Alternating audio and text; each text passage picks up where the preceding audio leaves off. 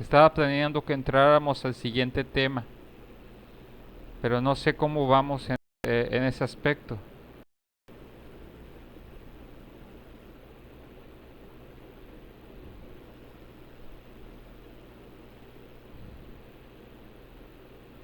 Hasta el momento sí De mi queda. parte todo bien, maestra. Ok, bien, perfecto. Bien, entonces por los demás no hay ningún tipo de dificultad.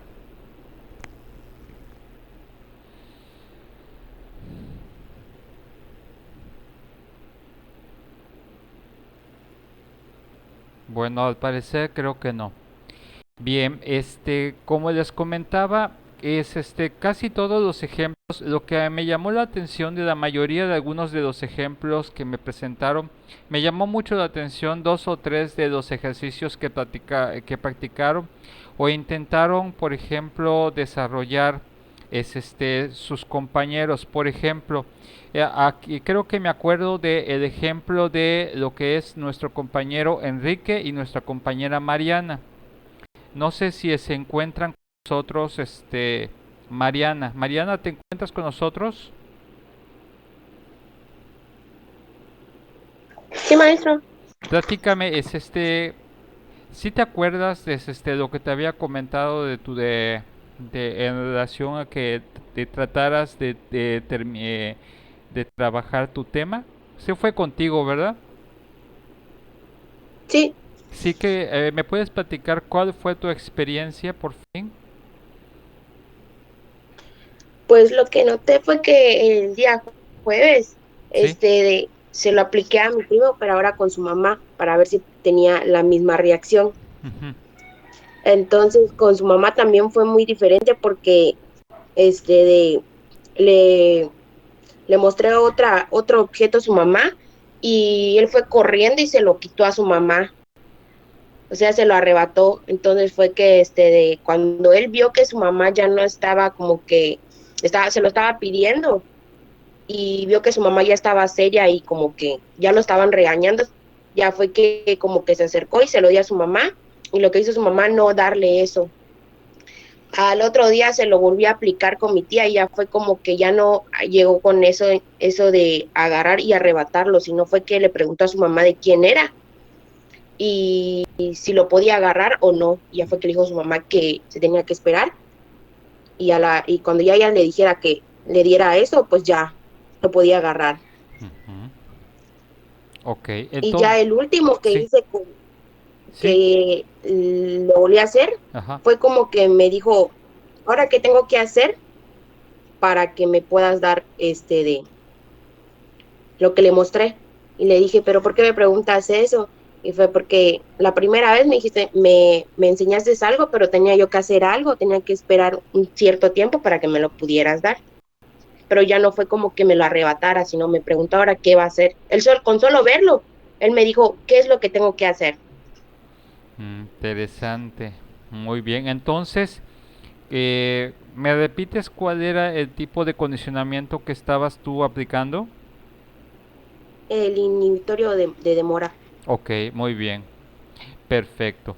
Si ustedes se dieron cuenta, acá ya se determinó de forma con éxito lo que es el tipo de condicionamiento. En este aspecto, recordemos que en este aspecto el objeto era el estímulo, eh, en ese aspecto del estímulo condicional y el estímulo incondicional era la mamá regañando y en ese aspecto después de que haber aplicado de forma correcta el aspecto de demora ya se instauró el proceso de inhibición en el caso del niño. Si nosotros observamos eso y lo escuchamos previamente, eso nos puede ayudar a determinar aspectos de cómo el aprendizaje de ciertos tipos de conductas son instauradas en el proceso de ciertas personas o individuos. Y eso es lo que tenemos que estar valorando. Recuerden, esto tenemos que valorarlo cada procedimiento y cada objetivo o meta que tengamos en relación a algún tipo de conducta meta.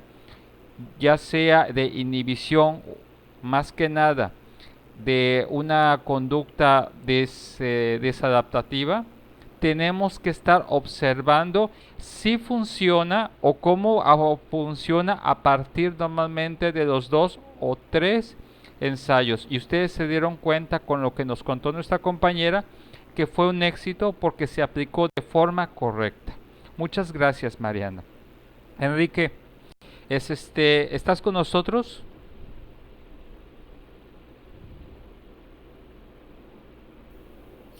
Buenos días, maestro. Sí. Bien. Eh, ¿Qué es lo que te había recomendado con respecto a tu ejemplo? La reformulación del estímulo incondicionado. Ok, muy bien. A ver, dime cómo te fue con él. Bueno, pues de los 68 intentos que hacía, pues, y divididos en dos partes, se redució ahora solo a unos 20 intentos. Ujú. Unos 20 intentos y pues se redució drásticamente el, el procedimiento de hacerlo muchas veces. E igualmente, pues reformulé el estímulo condicionado positivo. Antes era pues la aguja y es lo que había confundido, pero ahora ya no era la persona pues que aplicaba el medicamento. Ok, Ya con estas pequeñas variables ya pudo disminuir a un 20 intentos para poder alcanzar el éxito de o- inhibición. bien, pero sí fue exitoso el aspecto de estos cambios al final de tus últimos intentos, ¿o cómo fue en tu caso?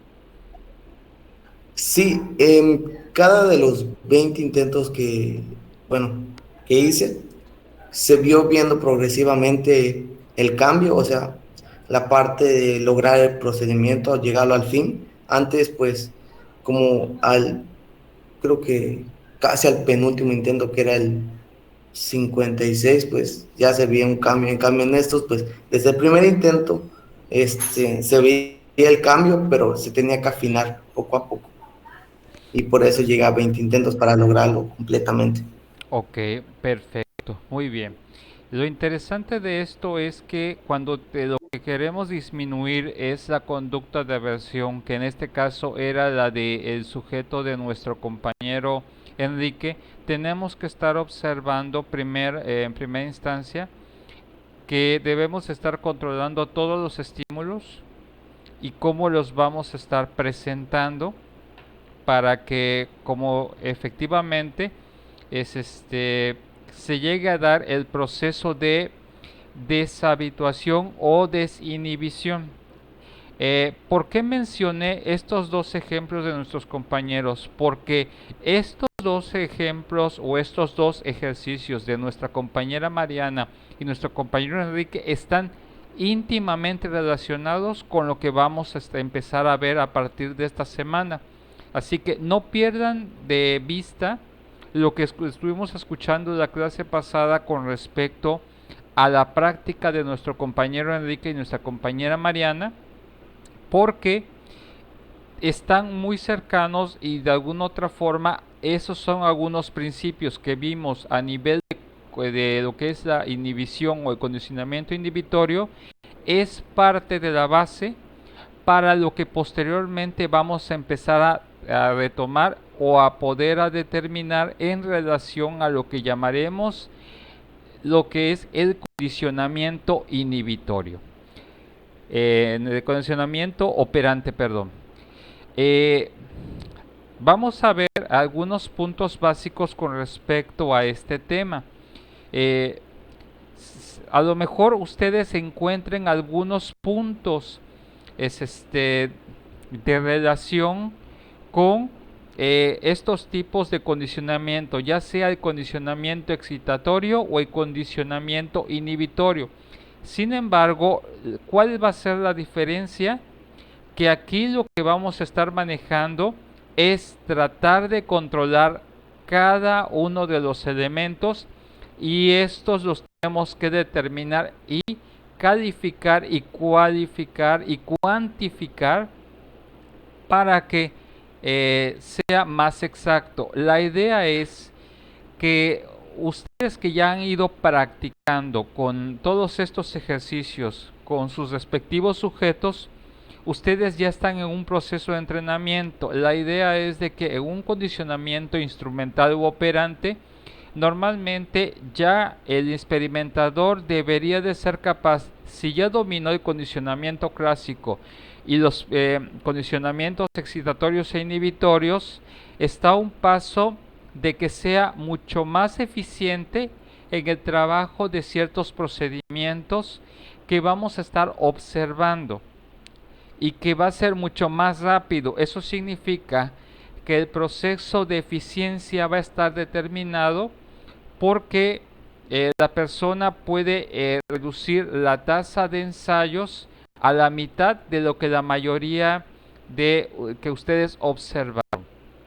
Bien, con respecto a este tema, vamos a ver algunos puntos básicos y es importante que nosotros los podemos comparar y entender cómo es que este tipo de condicionamiento, que es propiamente parecido o tiene una base del condicionamiento de los condicionamientos pavlovianos, va a fungir para que nosotros aplicar ciertos principios a nivel de ser mucho más técnicos. Aquí ya estamos estableciendo la producción de una conducta totalmente arbitraria. ¿Qué significa esto?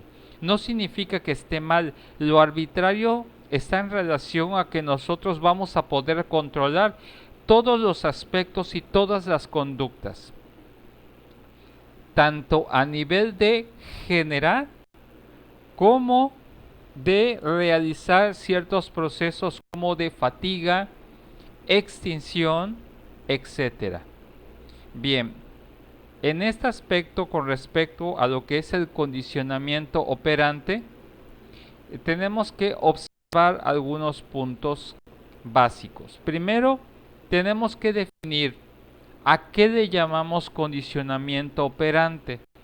Según la definición y según los teóricos, de acuerdo a este siguiente proceso de condicionamiento y según dentro de la base psicobiológica, son conductas aprendidas diseñadas para operar en el ambiente a fin de obtener una recompensa o evitar una situación desagradable. En este aspecto, el condicionamiento operante está muy relacionado con el proceso de enseñanza, aprendizaje e instauración de conductas en los sujetos. Recuerden, a diferencia de lo que vemos en relación al condicionamiento clásico, hay algo que tenemos que recalcar, que en el condicionamiento operante las conductas no son reflejos automáticos causados por estímulos biológicamente importantes. ¿Por qué? Porque aquí se determinan ciertos procesos cognitivos, ciertos procesos de asociación que están más relacionados en cómo el individuo procesa la información de su exterior y de alguna otra forma hay un cambio en el tipo de respuesta y conducta del sujeto. A diferencia del condicionamiento clásico, donde la mayoría de las veces podemos observar ciertas respuestas automáticas como reflejos, como aversión o alguna situación, aquí el proceso es a nivel cognitivo, a nivel de razonamiento y a nivel de procesamiento de la información. ¿Qué significa esto? Que el sujeto no tiene en un condicionamiento operante, para poder determinarlo, no tiene que estar sufriendo una situación para poder determinar un cambio en sus respuestas o sus conductas. El sujeto es capaz de asociar sin necesidad de que sufra o o por el otro lado, el sujeto realiza la conducta aun cuando no ha recibido la situación agradable o apetitiva o la recompensa. ¿Sí me explico? ¿Sí estamos entendiendo, sí o no, muchachos?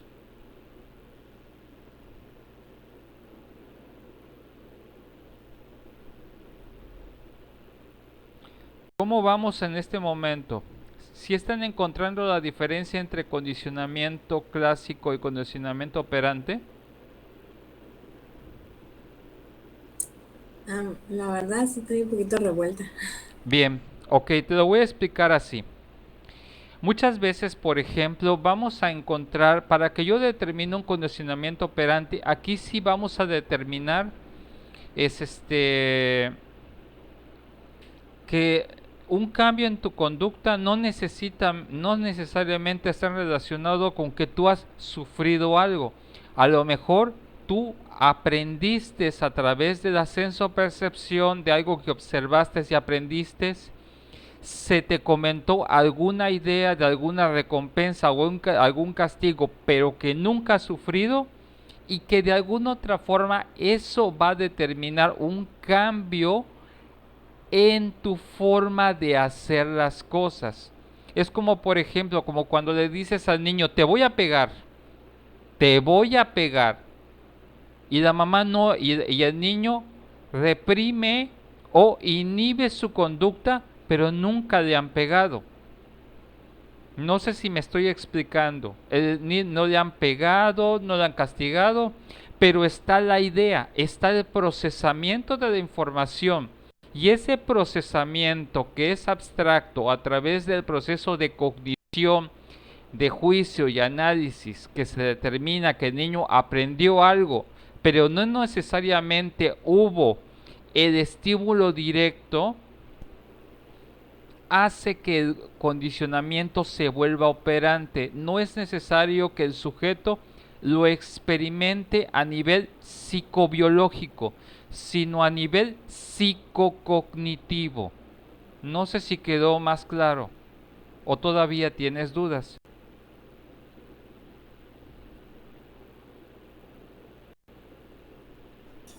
Un ejemplo de eso sería que un niño haya visto que otro niño se cae y evita esa acción para que él tampoco se caiga. O sea, lo aprendió, no lo sufrió, pero lo aprendió al verlo. Exactamente, eso sería muy buen ejemplo. Ya. Es como, por ejemplo, es como cuando de repente están dos niños de diferentes edades y ves que el hermanito se porta mal y la mamá le da una corretiza con soga, con chancleta, con cinturonazo. El impacto de lo que vio el otro hermano hace que como que se mantenga como una velita. Como que no rompe un plato. ¿Por qué? Porque ya lo vio y ya sabe a nivel cognitivo que si realiza una conducta desaprobativa para la mamá, va a correr con el mismo destino. ¿Ya quedó más claro? Sí, ya, gracias. Ok. Recordemos que en el condicionamiento operante siempre vamos a determinar que, o instrumental, es el tipo de aprendizaje en el cual las conductas son emitidas, recuerden, en presencia de estímulos específicos. Aquí lo que vamos a determinar es que el estímulo cambia a un estímulo específico. Aquí, en este aspecto, a nivel de condicionamiento operante, lo que quiero que el sujeto es que asocie ese estímulo con una respuesta o una consecuencia particular para él. por eso es que de alguna otra forma ese proceso cognitivo es tan fuerte como que puede producir la conducta para la obtención de una recompensa o la evitación de un castigo. Bien, es como cuando de repente no sé, cuando ustedes trabajan y les dicen, aquel que tenga tantos, por ejemplo, tantos días en el mes o en el trimestre de llegar 5 minutos antes de la hora y tenga una puntualidad impecable, ganará un bono del 10% en su sueldo.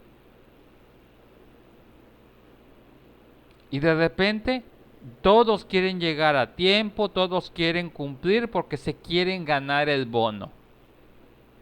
¿Lo han recibido? No, pero la idea allí está. Y de alguna otra forma eso va a especificar mucho cómo es que la mayoría de nuestra sociedad está a nivel de formación de la civilidad a través de estas ideas y a través de estos estímulos en los cuales nosotros asociamos y crecemos. Para esto tenemos que ver algunos de los principios.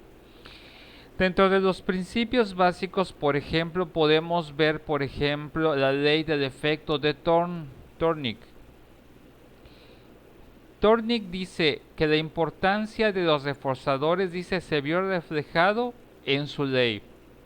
Según él, dice, la conducta que produce un efecto satisfactorio es reforzamiento, tiene la probabilidad de realizarse otra vez, mientras que la conducta que produce un efecto negativo probablemente será suprimida. Quiero que noten dos aspectos importantes y en lo que dice aquí, ¿sí? Lo voy a recalcar, voy a dejar de compartir y si los voy a poner aquí en la pizarra para que ustedes lo chequen. Espero que no se altere mi cámara porque después hago el cambio y todo. Bien. Según lo que dice Thorndike, dice de esta forma. Y lo voy a recalcar porque después hay confusiones con respecto a esta ley. Recuerden, esta ley está comprobada desde el punto de vista empírico. Sin embargo, tenemos que valorar algunos elementos con respecto a este tema de lo que nosotros conocemos como reforzamiento. Cuando hablamos del tema del reforzamiento,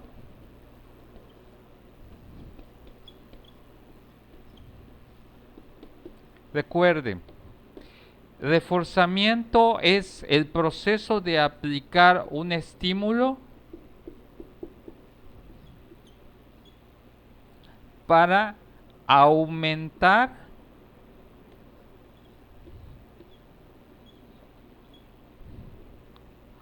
o disminuir una conducta.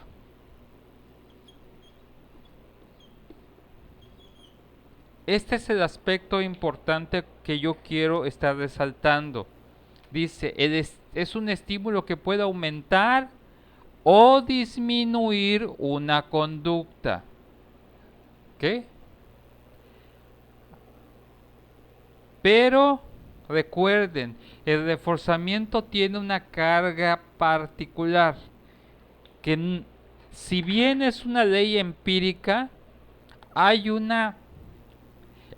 nivel de probabilidad.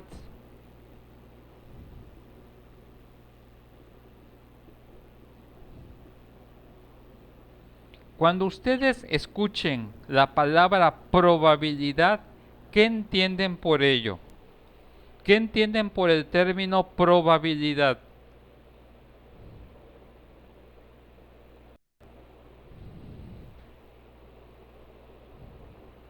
Que es posible que se dé algo o no. O sea, hay la probabilidad, hay el que puede dar.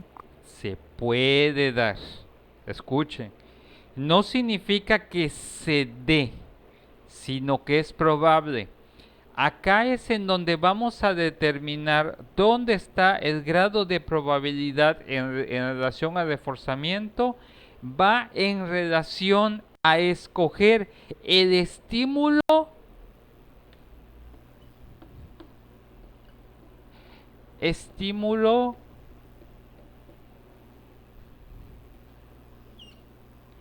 específico.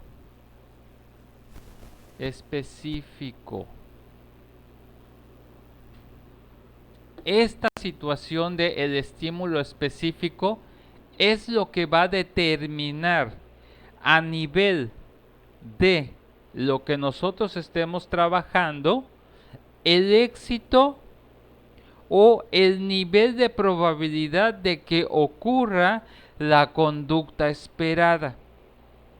¿Por qué les menciono esto? Porque después ya he tenido otras generaciones que me dicen, maestro, pero no resultó mi programa de reforzamiento.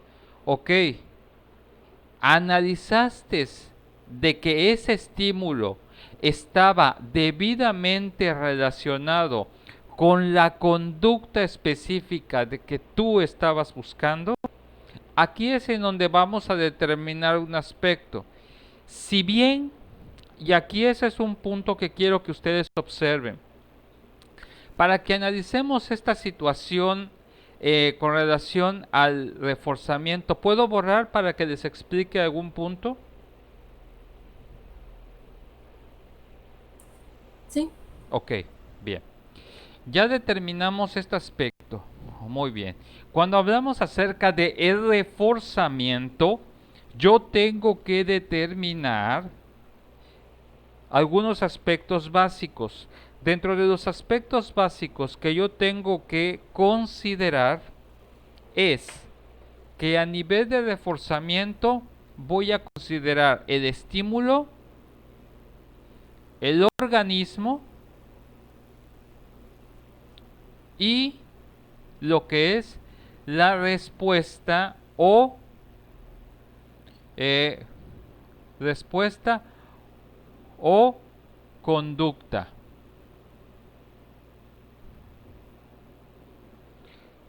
Esto es algo que tenemos que estar valorando, ¿sí?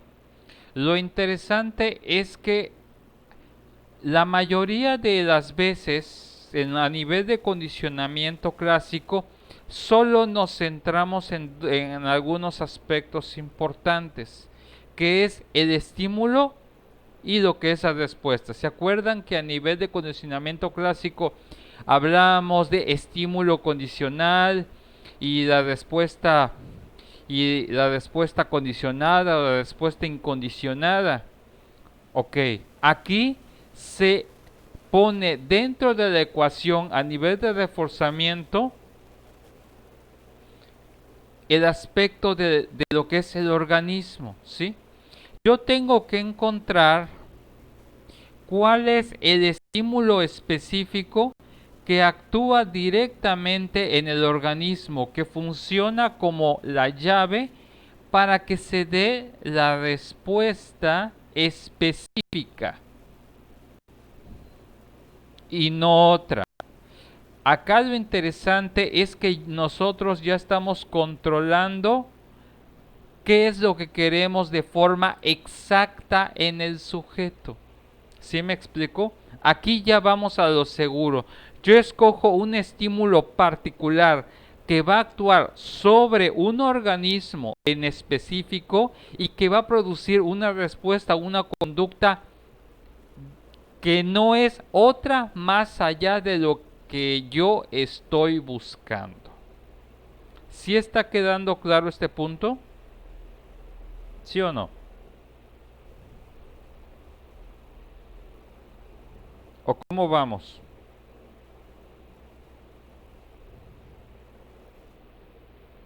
¿Sí les queda claro, muchachos, muchachas?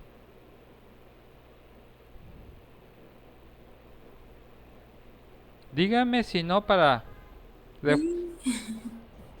¿Qué pasó, Carmen? No, sí. Sí. Recuerden que eso va a ser muy importante porque a partir de acá yo ya necesito que ustedes y es hasta donde va la situación. Les debe de quedar claro porque la siguiente semana este estos principios que veamos esta semana van a ser aplicados en su última práctica con los cuales se voy a evaluar, que va a ser un trabajo específico sobre un reforzamiento. ¿Sí? Y les debe de quedar claro estos principios porque a quien no le salga, y ahí sí voy a necesitar ver que me lo graben como me han hecho algunas compañeras, en relación a sus videos, los voy a revisar concienzudamente y si veo que hay alguna falla, sobre eso voy a estar calificando para ver en dónde estuvo la falla. ¿Sí? Hasta este nivel teórico nos debe de quedar claro. ¿Sí? Aquí el éxito o la falla va a determinar su 10 o que baje en su calificación. Ahora sí que la práctica va a ser su propio juez y verdugo. Bien, volvamos otra vez al tema que les estoy presentando. Bien, ahora, cuando nosotros hablamos de lo que es la conducta de reforzamiento, según Tornik dice que esta ley, que es el principio de reforzamiento, en otras palabras dice, la ley del efecto afirma que la conducta conscientemente recompensará y se estampará como conducta aprendida en tanto la que produce incomodidad sea eliminada. De alguna otra forma, ¿qué significa esto? Según esta ley, se afirma que la persona está consciente de que eso desea, eso le apetece, entonces más se instaura la conducta por la obtención de la recompensa. O por el otro lado, tiene que generar el suficiente grado de incomodidad para la evitación o la inhibición de algún tipo de conducta. ¿Sí? Aquí es en donde vamos a estar explicando algunos otros principios que más adelante les voy a comentar en lo que va de la semana, que les puede ayudar a poder determinar cada uno qué tipo de reforzamientos podemos nosotros escoger y qué programas podemos nosotros trabajar con respecto a ello.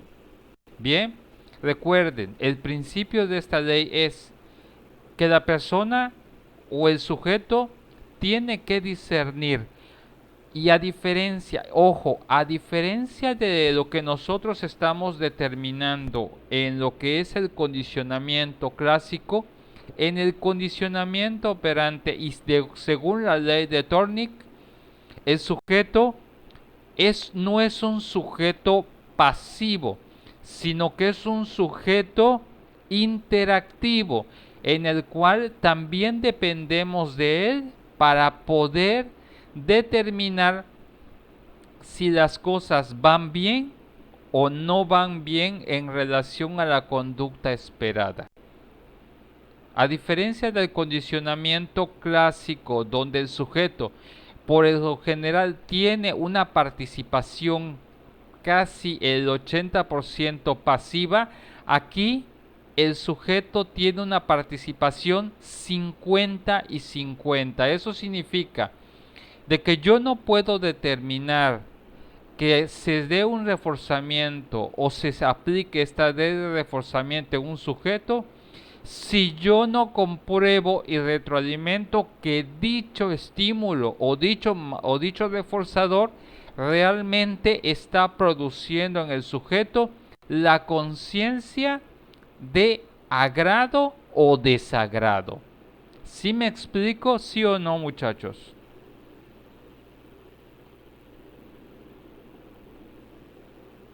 ¿O cómo van?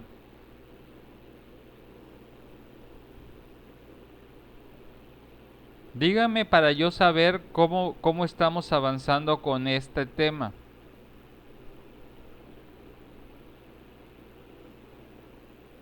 ¿Sí vamos bien? Yo tengo una A ver, pequeña adelante. duda. Aquí en lo que usted más o menos mencionó, no entendí eso de, o sea, lo último que acaba de decir como que no me quedó muy claro. Ok, bien. Les voy a explicar. En la mayoría de los ejemplos que ustedes trabajaron de condicionamiento inhibitorio, se dieron cuenta de que ustedes tenían el control de todo el procedimiento y el sujeto simplemente tenía que seguir sus órdenes. ¿Sí se dieron cuenta? ¿Sí o no? Sí. Ok. Aquí es para que yo pueda realmente determinar que se está dando la ley de reforzamiento. Aquí se determina la voluntad del sujeto para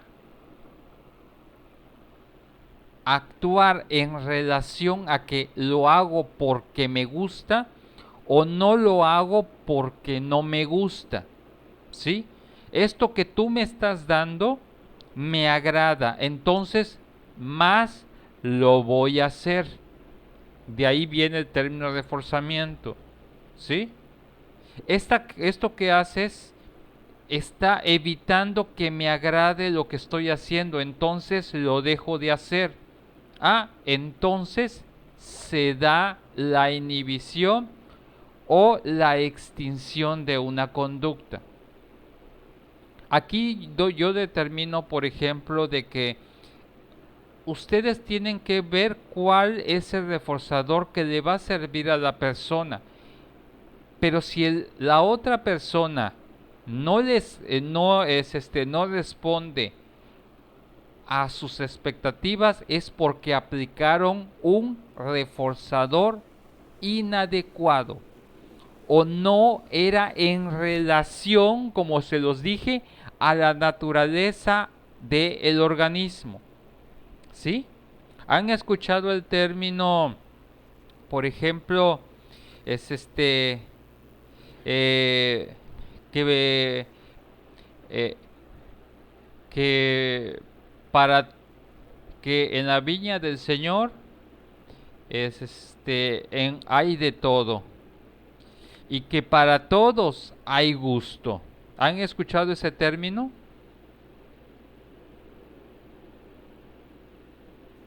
No, yo no. Bueno, eso es algo que dicen mucho los abuelos y los padres.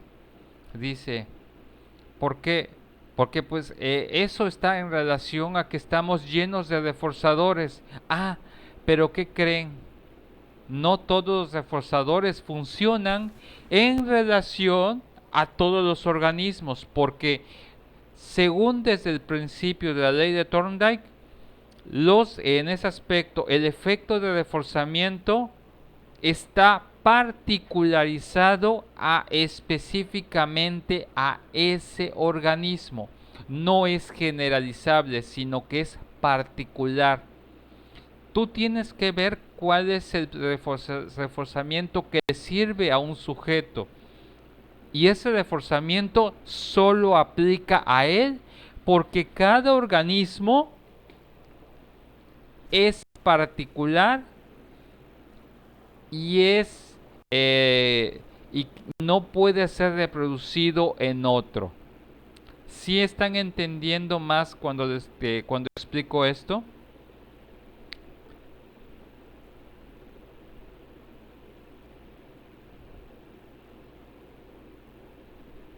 ¿Sí o no? Podría ser más o menos así de que, por ejemplo, este niño por ejemplo, le motiva mucho más este juguete y Sí. a este otro niño le motiva la comida con él. ¿Así? Ok, sí. Oh, ya, gracias. A ver, va más o menos en cuanto a ese principio. Bueno, eso es, recuerden, esa es la ley de efecto de Thorndike. Esto es un principio que a ustedes les va a ayudar para poder discernir o escoger los diferentes tipos de reforzadores. A partir de aquí ya no vamos a hablar de eh, estímulos. Sí son estímulos reforzadores, pero para acortar nos vamos a especificar que todo estímulo es un reforzador. Bueno, desde la perspectiva de Skinner, que lo hizo un poco más instrumental todo, recuerden que fue Skinner quien fue. Fue un psicólogo y filósofo social norteamericano que, defendiendo el conductismo, que considera el comportamiento como una función de historias ambientales de refuerzo. Desde la perspectiva de Skinner y en relación a la naturaleza más específica de nosotros, porque aquí es en donde viene el reto, a partir de ahorita, el siguiente trabajo que ustedes me van a hacer la otra semana, que va a ser el miércoles para variar, y es donde voy a estar identificando cómo les fue, van a trabajar específicamente con personas. Ya no van a trabajar con animales, sino con personas. Y vamos a ver cómo les va. Según desde la perspectiva de Skinner, él dice que para él el conductismo considera el comportamiento como una función de historias ambientales. ¿Qué significa? Historias o contextos en los cuales los diversos tipos de sujetos han sido expuestos. De esas historias ambientales hay historias que han tenido impacto en la vida de un sujeto y hay aspectos que no han tenido impacto. A ese impacto es a lo que va a determinar Skinner como refuerzos, ¿sí?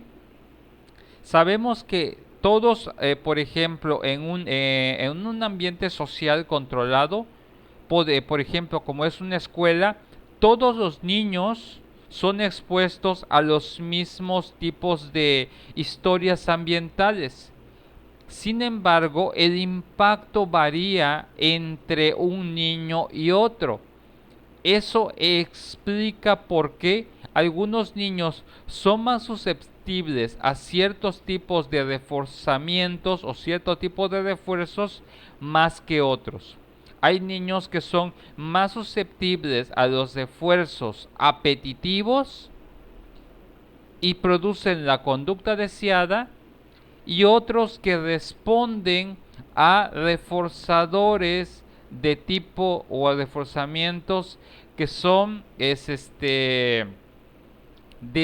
que son desagradables para el sujeto, y por lo cual evitan que presente alguna conducta, o por el contrario, por el hecho de evitar esa situación desagradable, produce una conducta deseable para el sujeto. Acá es en donde se empieza a complicar la situación.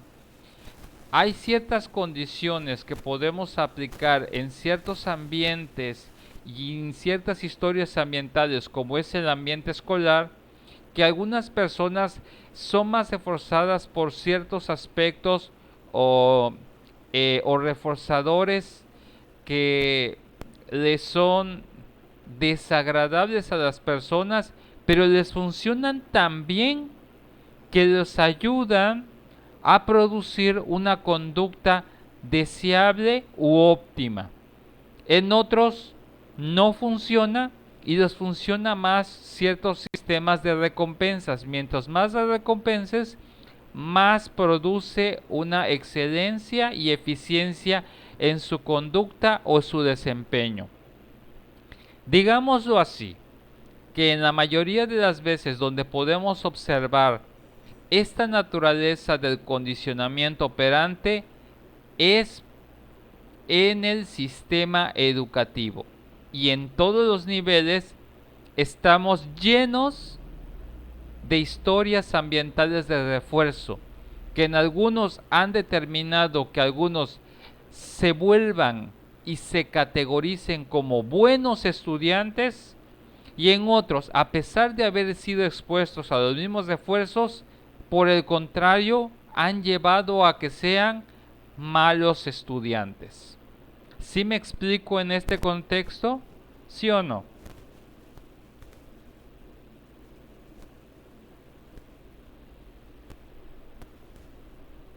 ¿Sí me explico? Sí, Ok, de mi parte sí. muy bien.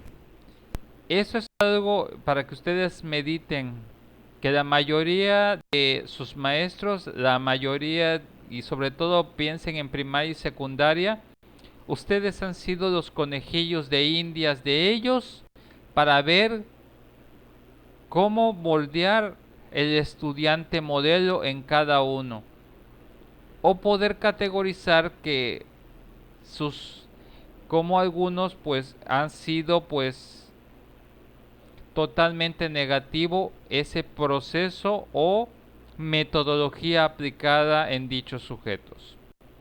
Bueno, según Skinner, él establece algunos sistemas, que la mayoría de sus sistemas están basados en el condicionamiento operante. Recordemos que a nivel de condicionamiento operante vamos a determinar que lo que nosotros debemos de observar es la conducta.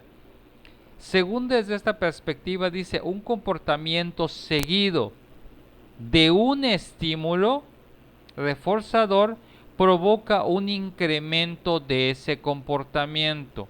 En este punto recordemos que es lo primero que estamos necesitando. Acá es esto va a ser aparentemente de forma inversa. En un comportamiento que ya no es seguido de un estímulo reforzador, provoca un incremento de que no se repita en el futuro, lo que llamaremos un proceso de extinción. Y esto va en relación al proceso conocido como la conducta. Bien, en los últimos minutos quiero explicarles estos puntos. Otra vez voy a dejar de compartir para explicarles esto en la pizarra. ¿Sí? Obsérvenme por favor. Espero. A ver, creo que no se me ha ido la... Ustedes me dicen si me ven. ¿Sí me están viendo? ¿Sí o no? Sí, Perfecto. Quiero que observen este aspecto. Bien. Ahora, en este punto hay un cambio de paradigma con respecto a lo que nos explica Skinner. Bien. Según desde la perspectiva conductual de lo que nos está planteando en este aspecto Skinner, él plantea un aspecto muy interesante. Se me terminen los minutos, se los voy a explicar en este aspecto. Él dice que lo primero para que se establezca este sistema sistema de condicionamiento operante según Skinner es que la conducta es la primera que tiene que aparecer ante la promesa de, en este aspecto, el estímulo reforzador, ¿sí? Ante la promesa del estímulo reforzador, que va a ser el punto número 2. Mientras mientras se dé este tipo de asociación entre estos dos, hay mayor probabilidad que se repita y se instaure el incremento de la conducta. Eso significa que la tasa de respuesta se ve incrementado y va aumentando su respuesta. Estos son los, recuerden, acá lo que queremos en este aspecto es que primero queremos ver la conducta, primero para después de aplicar de ese estímulo reforzador. ¿Sí? Y esto debe de establecerse un proceso de asociación. Mientras más se establezca este aspecto a nivel de ensayos, se va a determinar este incremento de la conducta y a un aumento, incluso en un menor umbral de presentación de esta asociación entre conducta y estímulo reforzador. Eso significa que en un futuro ya estará instaurada en la conducta del sujeto la respuesta, lo que explica que en la mayoría de estas personas o sujetos que ya produjeron este tipo de asociación, ya no necesitas aplicarlo constantemente, porque ya el individuo ya tiene un proceso de anticipación, incluso sin que vea el estímulo reforzador, ya sabe que siempre tiene que presentar la conducta primero porque le va a ser reforzado. Sin embargo, acá es en donde viene un punto. Imaginemos que yo empecé a realizar un proceso y se incrementó la conducta. Pero ¿qué pasa cuando en este aspecto el estímulo reforzador ya no es seguido por lo que es el reforzador? Se da la conducta, pero ya no está el estímulo reforzador. En ese aspecto ya no se da la asociación. Entonces, lo que va a producirse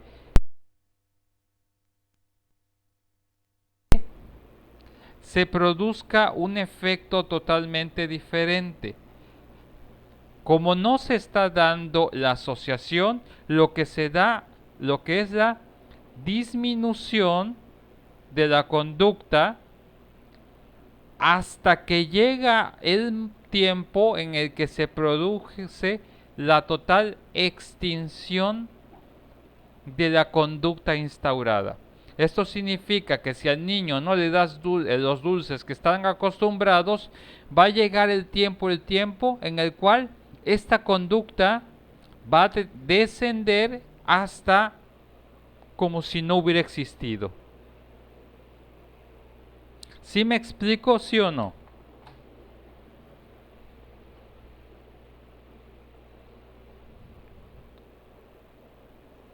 ¿Sí estamos entendiendo?